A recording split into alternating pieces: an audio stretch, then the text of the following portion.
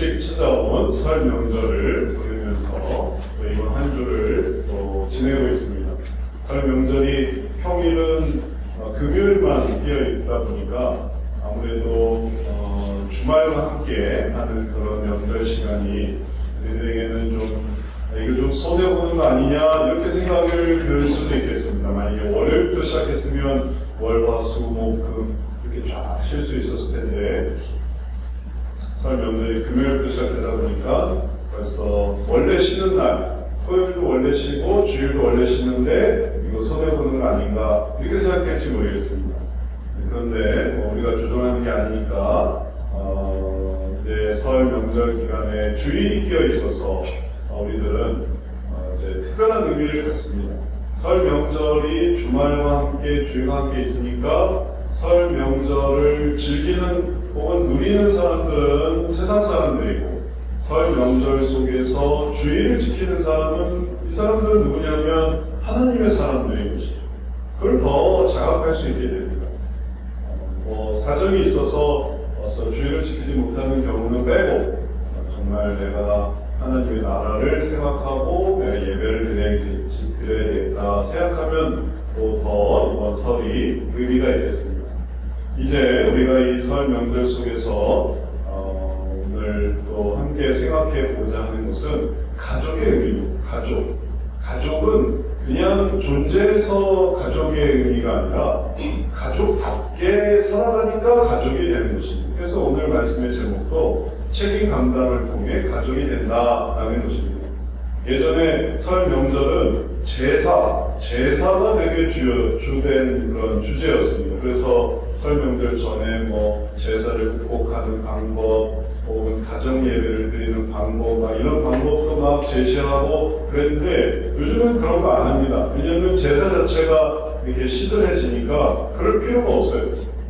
굳이 제사를 어떻게 극복해야 될까 이런 어떤 무장을 하고 다짐을 하고 그러면서 설을 맞을 필요가 없었습니다. 예전엔 그랬지만 그냥 하도 제사 분위기가 세니까. 근데 지금은 그런 분위기가 아니에요. 지금은 무슨 분위기냐면 가족 갈등. 어떻게 하면 명절 싸우지 않고 지낼까? 명절 지나고 이혼하는 거예요. 명절 지나고 가출해요. 명절 지나고 흐지부지네요. 어떤 애들이 그러더라고요. 명절 지나면 가출하고 싶다. 혼자 살고 싶대. 명절 지나니까. 명절에 안 내려가세요? 청년들한테 물어보니까 내려가기 싫대. 내려가면 스트레스 받는다는 거. 이제 우리가 극복해야 될 명절의 분위기는 가족 갈등이에요. 명절에 어떻게 하면 만나지 않을까? 좀 만나지 않았으면 좋겠습니다. 좀 그만 만났으면 좋겠습니다. 만나려고 하는 게 아니에요. 안 만나려고 하는 거예요. 오지 마라. 예전엔 코로나 때문에 오지 말라고 했지만 지금은 기분 안 좋으니까 오지 마라. 이런 갈등이 친척 간의 갈등으로 주로 이렇게 확장되는 것으로만 끝나는 게 아니라 점차 가족 갈등으로도 커집니다. 어쩔 수가 없어요. 친척만 안 만나면 해결되는 문제가 아니에요. 왜냐하면 그런 분위기는 점차 이 가족으로도 들어오기 때문에 그런 것이죠. 부모와 자녀가 왜 일을 안 하니 해서 갈등이 생기고 또 자녀가 부모한테 왜 우리한테 이런 거 안 해주세요 해서 갈등이 생기고 부부가 왜 당신은 저렇게 못해 해서 갈등이 생기는 거. TV에 보십시오. 얼마나 잘하는 남편, 얼마나 잘하는 아내가 이렇게 나타납니까? 그러니까 서로 이제 비교되는 거죠. 왜 저 남편처럼 못해? 왜 저 아내처럼 못해? 그러면 다 뭐가 문제겠습니까? 그건 당신 때문이지. 당신이 못해서 그렇지. 당신이 잘했으면 내가 이랬겠어. 다 그런 식으로 퍼져가는 거예요. 그래서 우리가 이러한 가족 갈등을 신앙적으로, 여기서 우리가 신앙을 발견해보자 하는 게 이제 중요한 원리가 되겠습니다. 그걸 도덕적으로 해결한다든지, 사회적으로 해결한다든지, 아니면은 이성적으로 해결한다든지, 그럼 아주 이성적으로 갈라서는 거, 혹은 사회적으로 독립하는 거, 다 그렇게 됩니다. 성격적으로 내가 이제 다른 방안을 찾는 거죠. 신앙하고는 상관이 없어요. 그러나 오늘 말씀은 그런 갈등을 신앙적으로 해결할 수 있는 중요한 원리를 우리들에게 하나님께서 말씀해 주십니다. 이 원리를 잘 이해하고 실천하다 보면 우리들에게 신앙적인 목표가 여기 있구나 이런 것들을 깨달을 수 있습니다. 우리가 지난주에 가인과 아벨을 통해 알게 된 것은 악을 다스려야 한다.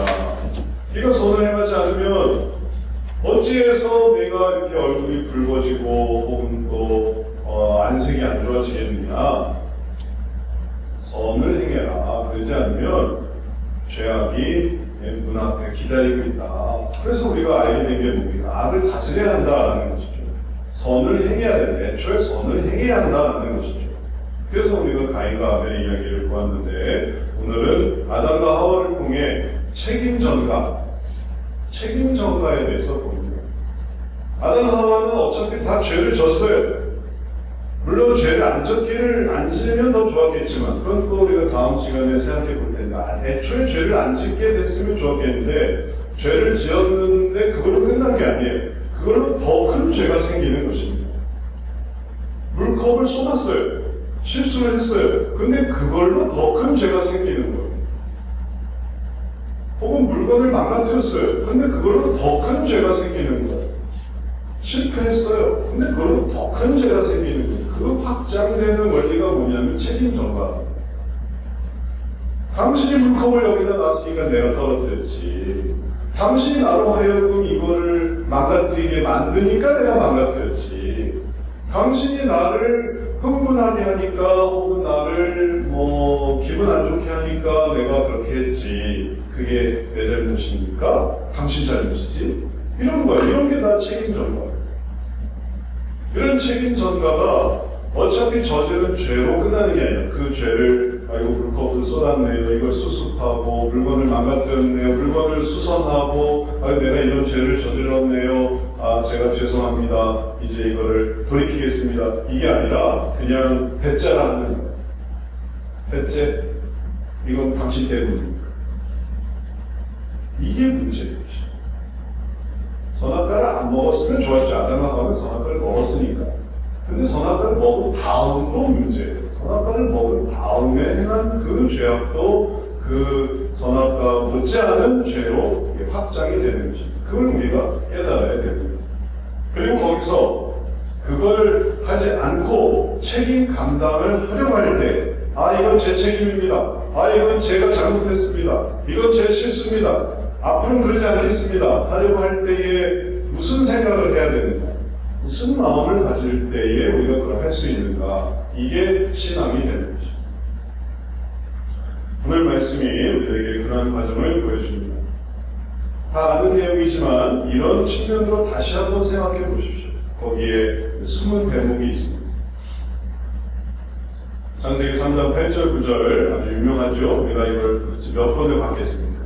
그리스도인이 된 후에 이 말씀을 또 보고 많이 보지 않겠습니까? 그런데 그럼에도 불구하고 우리가 또 못 보는 부분이 있어요. 그들이 그날 바람이 불 때 동산에 거니시는 여호와 하나님의 소리를 듣고 아담과 그의 아내가 여호와 하나님의 낯을 피하여 동산 나무 사이에 숨은지라. 이미 죄를 저질렀어요. 바람이 불면 얼마나 선선합니까? 동산에 하나님 여호와께서 거니시고 계시니 얼마나 안정이 됩니까? 그렇지만 아담과 하와는 별로 좋지 못했어요. 낯을 피하기 시작하고 있습니다. 바람이 부니까 더 불편하고 하나님이 동산에 거니시니까 더 괴로워요. 햇빛이 쬐면 햇빛이 쬐서 더 괴롭고 그늘이 지면 그늘이 져서 더 괴로워요.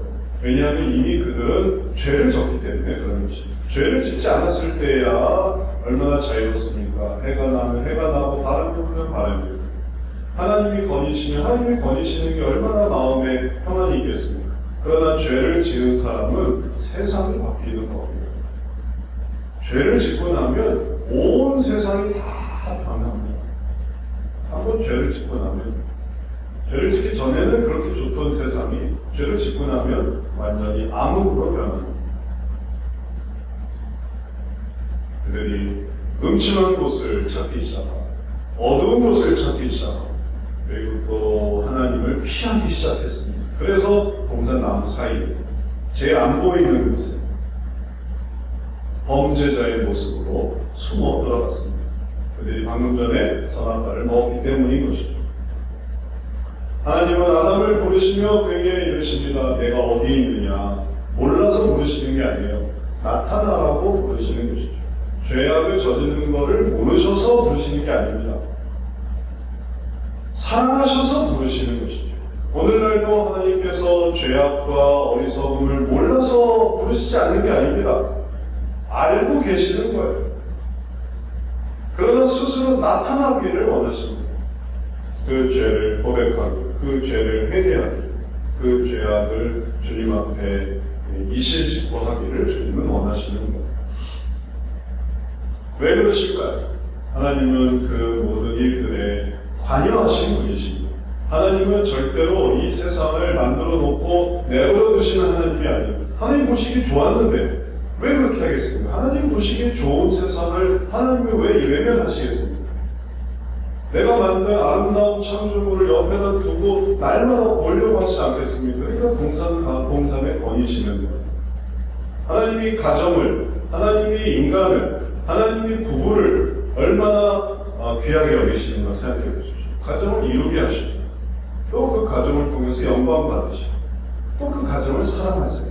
그래서 하나님께서 그 가정에 대한 모든 애착과 그리고 기쁨과 그리고 소망을 가지고 계시기 때문에 이걸 돌보시는 것입니다. 이제 이 가정을 외면하고 우리가 다른 데에 신경을 쓰거나 혹은 가정의 문제를 도외시하고 우리가 뭐 다른 것에만 한다면 이 가정은 얼마나 비참해지겠습니까? 얼마나 파탄이 일게 되겠습니까? 돌아보지 않으면 악이 생기는 겁니다. 그래서 하나님께서는 돌아보시고 그리고 또 그것에 간섭하시고 그것을 찾으시고 그것을 부르십니다.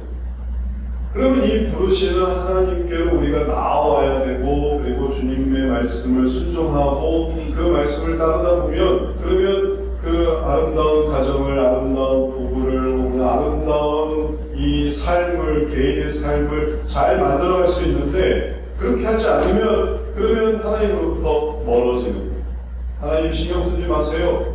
하나님 동산나무 가운데 숨으면서 하나님 저를 찾지 마세요. 하면 할수록 그러면 자기 자신의 어리석음과 괴로움은 더 커져갈 수밖에 없습니다. 근데 이렇게 된 이유는 분명합니다. 선악과를 먹은 후에 은혜를 따르기보다는 악을 더 선택하는 상태가 됩니다. 선악과를 먹기 전과 먹고 난 다음이 완전히 달라진 거예요. 선악과를 먹기 전이었으면 얼마나 자유롭고 얼마나 떳떳하고 얼마나 모든 것을 가리지 않고 싫어하는 것도 없고 얼마나 모든 것에 여유가 있겠습니까? 그러다가 선악과를 먹고 난 다음에는 모든 것을 차단하고 모든 것을 중단하고 모든 것을 회피하고 그러면서 그가 죄 가운데 더 숨어 들어가는 것입니다.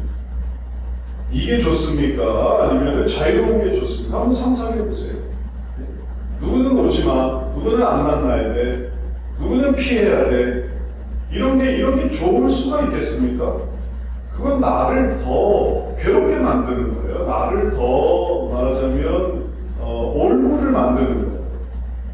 길을 가다가 누구를 피해야 된다 생각하면 내가 불편한 거야. 만나면 만나는 거지 하는 거라 내가 저 사람은 피해야겠다 하는 순간 그 다음부터 나는 불편한 삶을 시작하는 거예요. 이 사람을 위해 절로 가고 저 사람을 위해 절로 가고 그러면 이 사람이 한 사람으로 끝나는 게 아니라 그런 사고방식은 계속 늘어나요.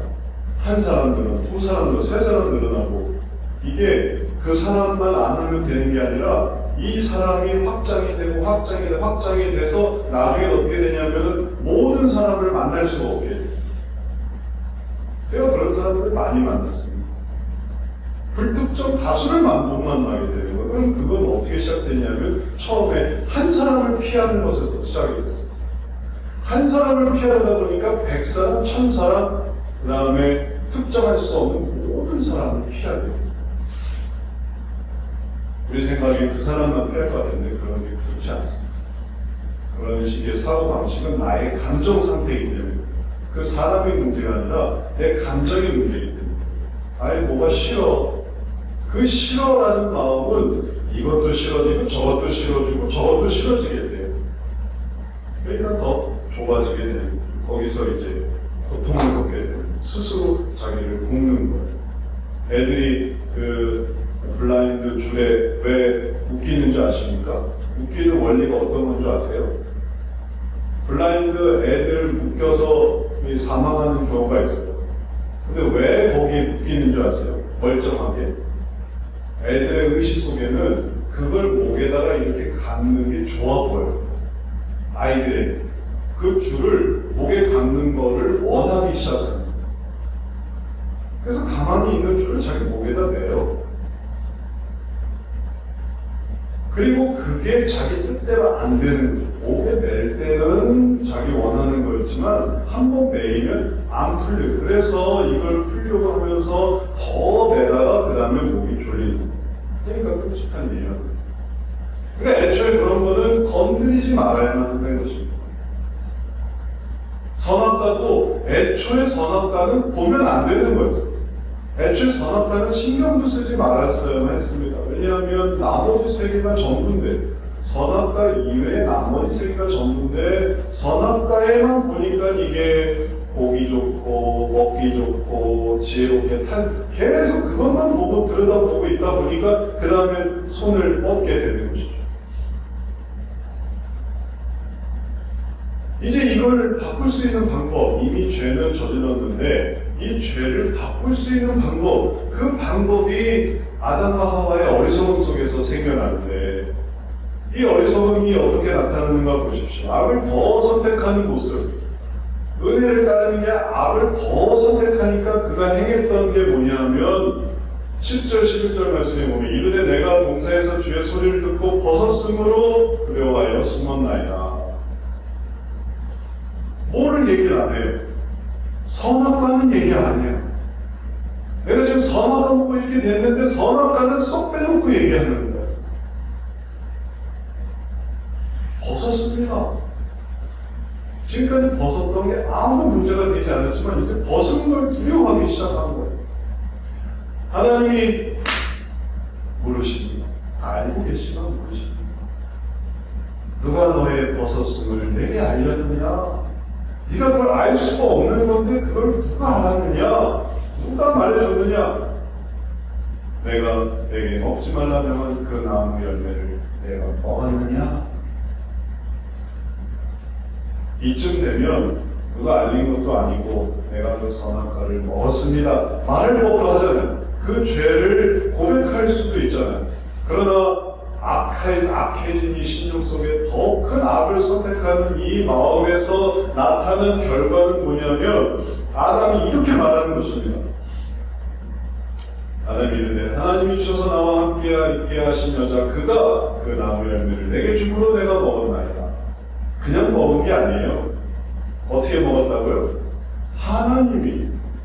하나님이 주셔서 나와 함께 있게 하신 여자, 그냥 함께 있을 뿐이에요.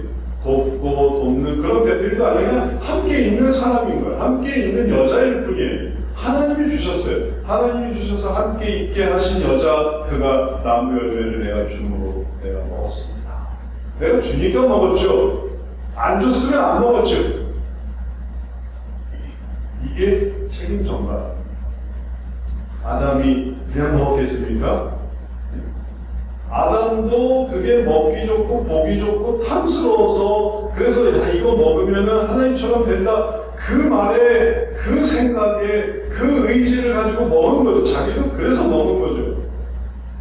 하와가 뭐 먹어주세요 하고 막 사정을 한 것도 아니고 아담이 뭐 그렇게 하는 게 좋아 보였으니까 그렇게 한 거랍니다.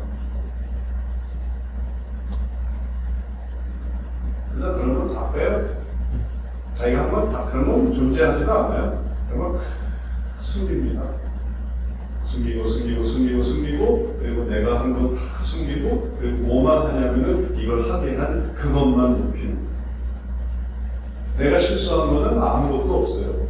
내가 애초에 도박하고, 내가 애초에 시비 걸고, 내가 애초에 잘못하고, 늦게 오고, 제대로 안 하고, 이런 건 아무 말 안 해요. 그 가운데 있었던 다른 사람, 버스 기사가 늦었고요, 교통이 막혔고요, 혹은 앞에서 누가 이렇게 오락가락 했고요, 만들 수 있는 모든 이유를 다 만들어서 내 문제를 이렇게 가리는 거예요. 그게 책임져요. 선악과를 먹고 난 다음에 악의 모습으로 더 행하는 게 그게 책임져요.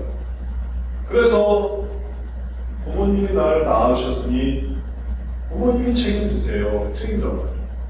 죄악된 인간의 본성.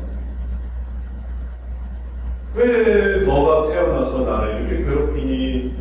자녀에게 책임져가 아니고 이게 죄악된 삶의 본성.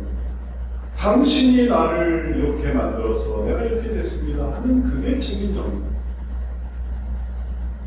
부부가 서로 하는 당신이 성격이 이래서 당신이 이렇게 나를 기분 나쁘게 해서 혹은 당신이 게을러서 당신이 돈이 없어서 당신이 친절하지 않아서 당신이 날 행복해 해주지 않아서 이런 모든 게 다 책임진 거예요.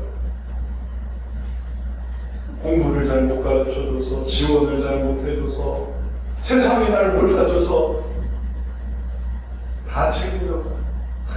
죄악된 선악과를 먹고 난 인간의 죄악된 본성.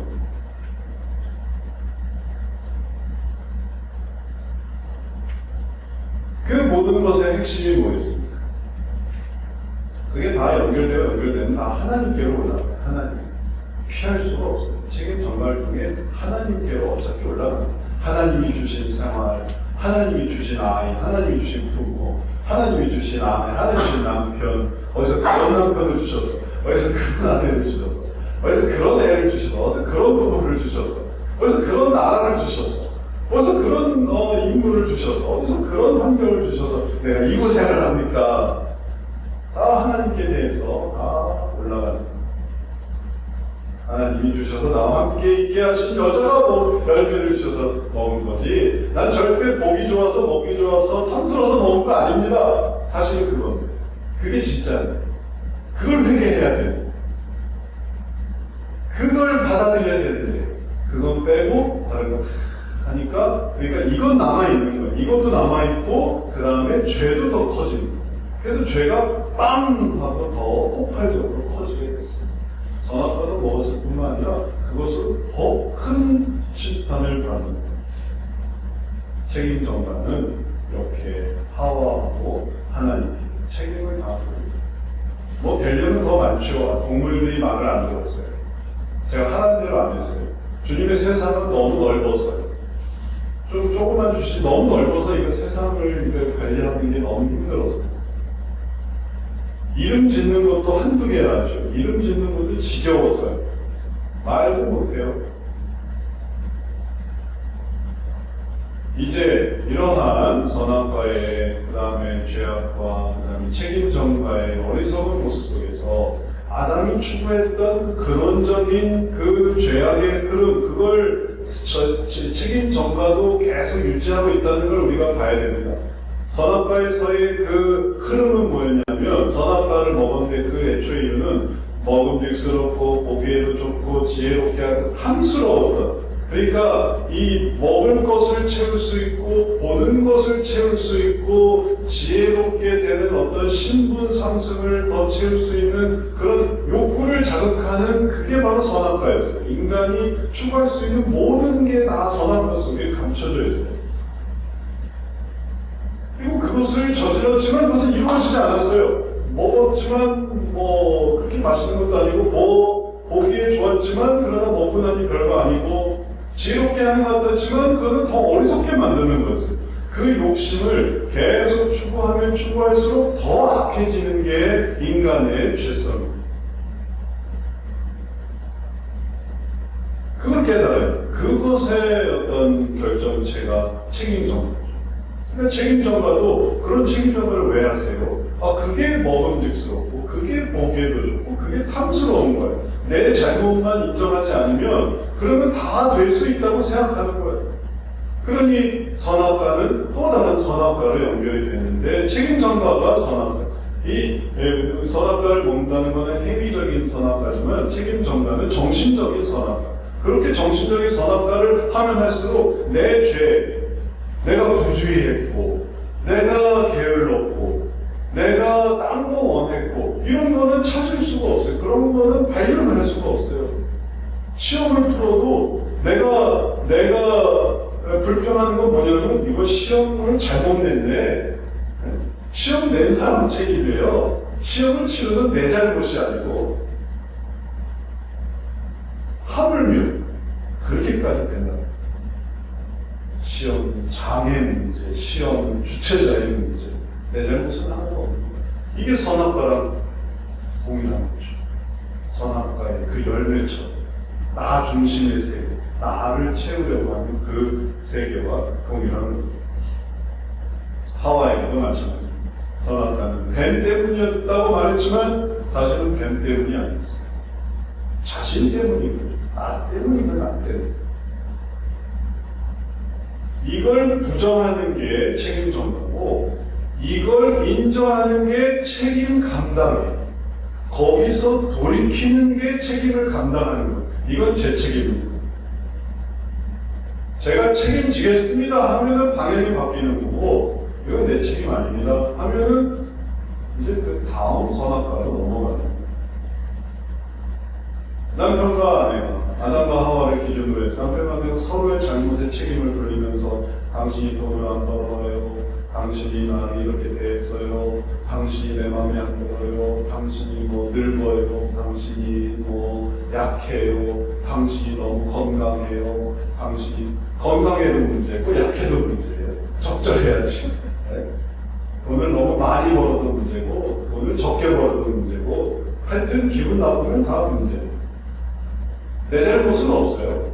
내 잘못은 하나도 없어요. 그래서 갈등이 더. 왜냐면 안 바꿀 거니까. 내 잘못은 인정하지 않을 거고 안 바꿀 거니까 그러니까 계속 갈등이 커지는 거예요. 이런 갈등이 여기서 배운 갈등이 사회로 확장이 됩니다. 다 사회 탓이죠. 다 그 누군가의 탓이죠. 세대 탓이죠. 내 탓입니까? 다 남 탓이죠. 예전에는 뭐 내 탓이요 운동도 좀 하지 않습니까? 뭐 운동 잠깐 했다가 다 본성이 죄된 본성을 내 탓이요 말하는 사람이 자기 탓이라고 깨닫는 게 아니라 그걸 써붙이고 다녀요. 네 탓이다라는 거죠.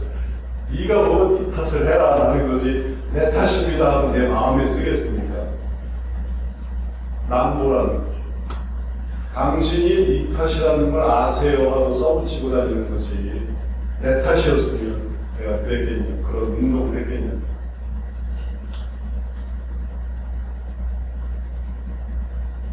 이제 이 책임 전가를 바꿀 수 있는 가장 중요한 원리는 그것이 심판으로 간다라는 것을 깨닫는 것입니다. 그게 심판입니다. 그래서 아담과 하와가 자신의 죄와 책임 전가의 죄가 합쳐져서 가중 처벌을 받는데 그 가중 처벌을 이해해야 돼요. 그 처벌을 누가 하십니까? 하나님이 하세요. 하나님이 어떻게 심판하시는가 보십시오.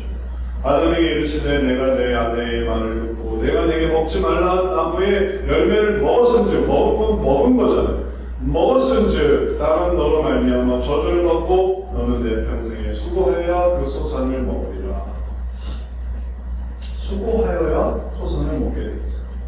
왜냐하면 먹지 말라 하는 그 나무의 열매 그걸 안 먹었으면 나머지가 다 허락이 되는데 그거는 자기를 위한 것이 아니었겠죠.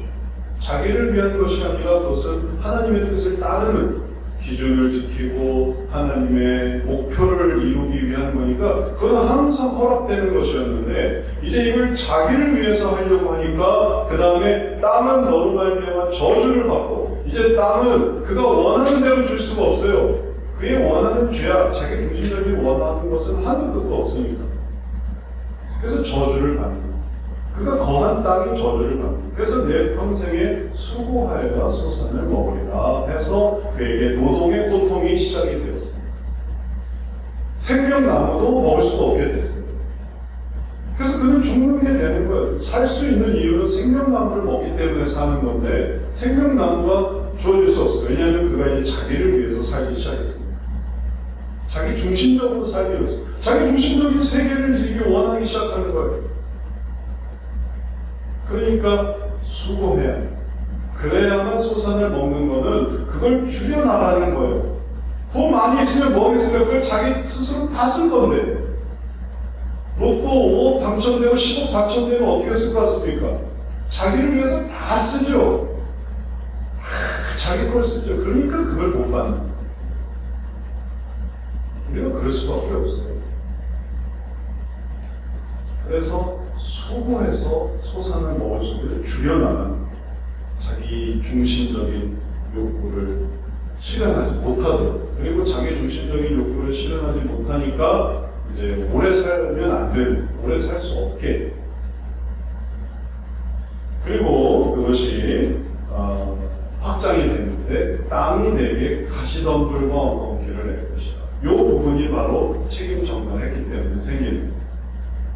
수고할 뿐만 아니라 땅은 호락호락하지 않습니다. 땅이 그럼 수고한 대로 주느냐 그런 것도 아니에요. 땅은 계속 가시덤불과 엉겅퀴를 계속 낼 건데 왜냐하면 그가 책임 전가하는 사람이었어요. 그걸 받아들이는 사람이 아니라 계속 불평하고 이 땅은 왜 이렇게 안 좋아? 내가 이렇게 했는데 왜 이렇게 뭐가 안 나와? 이건 땅이 문제야. 그러니까 땅은 계속 가시덤불과 엉겅퀴를 내는 거예요. 아내도 마찬가지입니다. 아내는 그 죄로 인해서 여자에게 이르시되 뱀 얘기 이건 받아들여지지 않았어요. 그는 그냥 책임 전가만 한 것뿐이에요. 내가 내게 임신하는 고통을 크게 더하리니 내가 수고하고 자식을 낳을 것입니다. 그러지 않았으면 수고롭지 않게 자식을 낳으면 이건 생육하고 번성하고 충만하고 정복하고 다스릴 수 있게 됩니다. 상상해 보십시오. 수고롭지 않게 자식을 낳는다면 얼마나 많이 낳을까? 닭이 알을 도대체 몇 개를 낳았어요? 강아지가 새끼를 얼마나 많이 낳겠어요? 사람도 진짜 수고하지 않고 자식을 낳으면 얼마나 인구가 많아지면서 풍성해지겠습니다. 그러나 이제 이게 힘들게 됐어요. 고통스럽게 됐습니다. 원래 에덴 동산에서는 수고롭지 않게 자식을 낳으면서 영원토록 사는 거였지만 자기 중심적으로 하게 되니까 이제 고통이 찾아오게 돼요.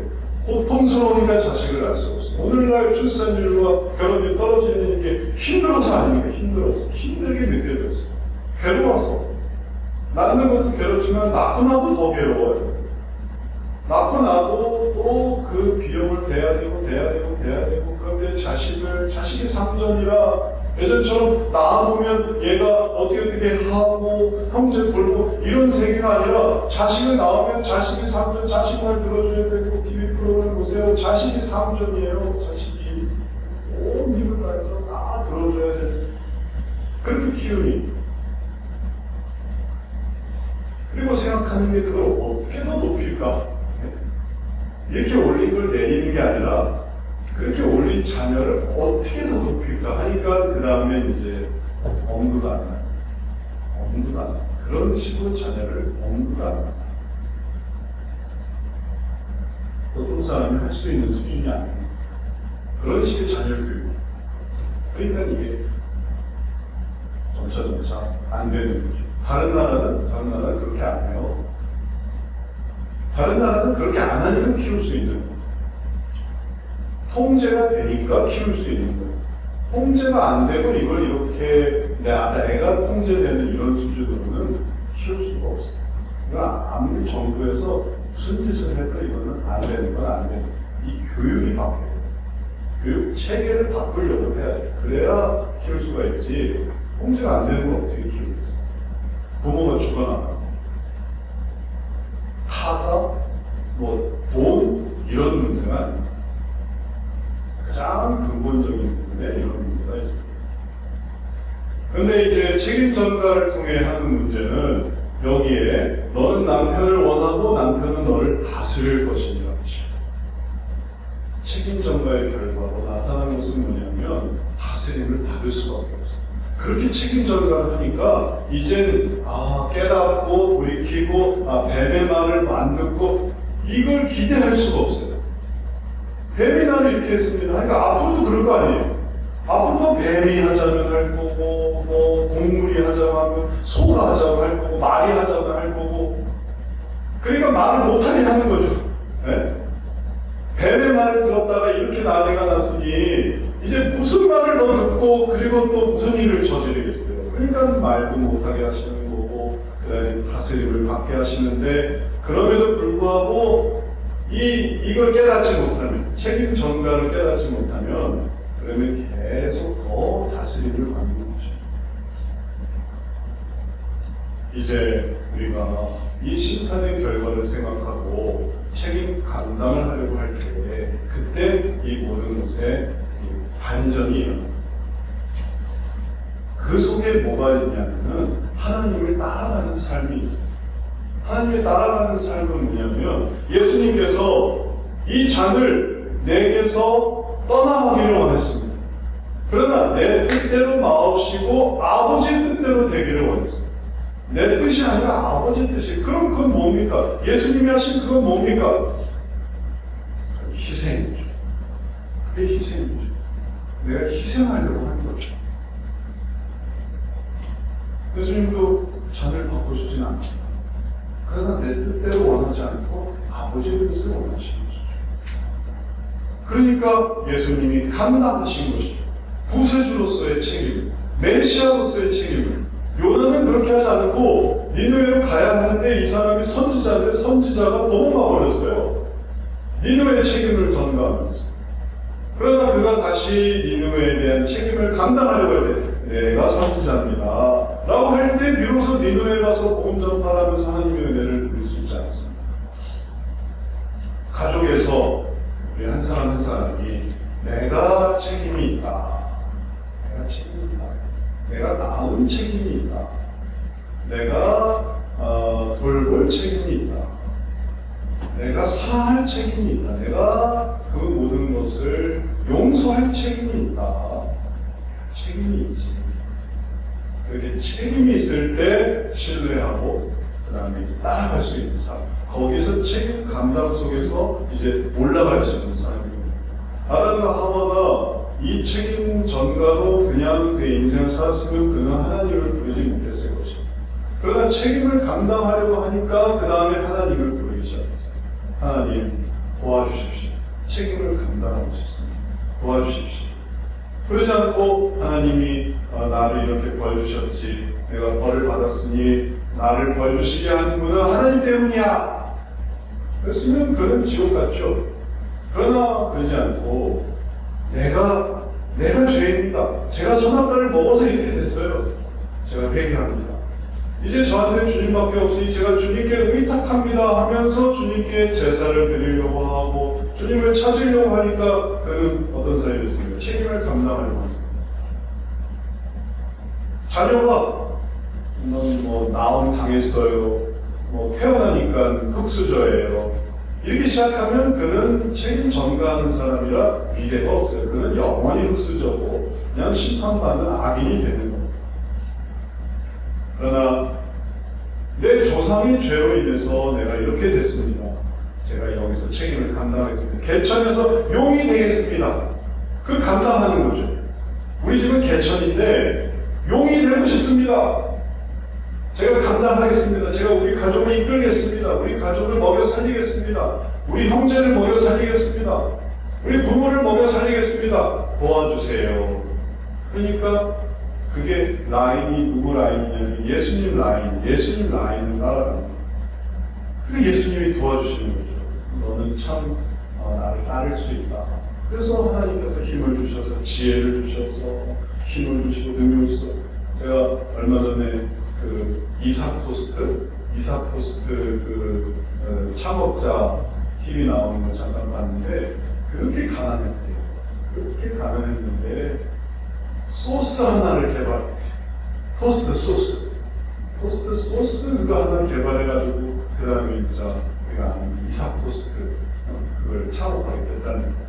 그 전에 먹고 살기 힘들 때 그냥 내가 죽어버리자 이런 게 아니라 먹여야 되고 살려야 되고 내가 이걸 감당해야 되고 내가 이거를 이겨내야 되려고 하니까 그러니까 하나님이 재능을 주시고 그게 이제 예수 믿는 사람인지 아닌지 잘 모르겠어요.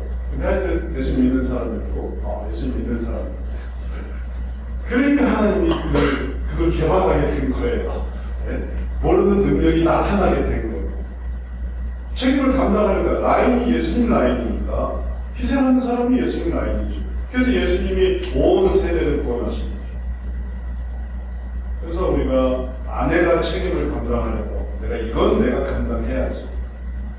혹은 남편이 내가 책임을 감당해야 돼. 내 죄다.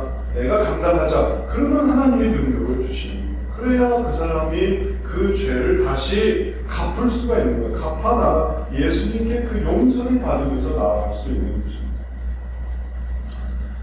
아브라함과 사라의 얘기만 들려드리고 이제 마치겠습니다. 아브라함과 사라가 믿음의 조상이고 만인의 어머니였습니다. 그냥 된 게 아닙니다.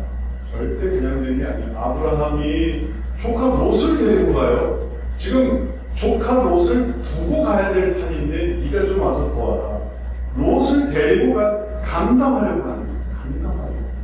온 가족을 다 감당하려고 가는 거예요. 그러니까 하나님을 바라보면서 그리고 가면서도 기근이 생겨서 어렵고 고통스럽고 하지만 이걸 감당하려고 하니까 하나님께서 도와주셔서 그래서 믿음이 조상이 돼요. 사라는 가만히 있었습니까?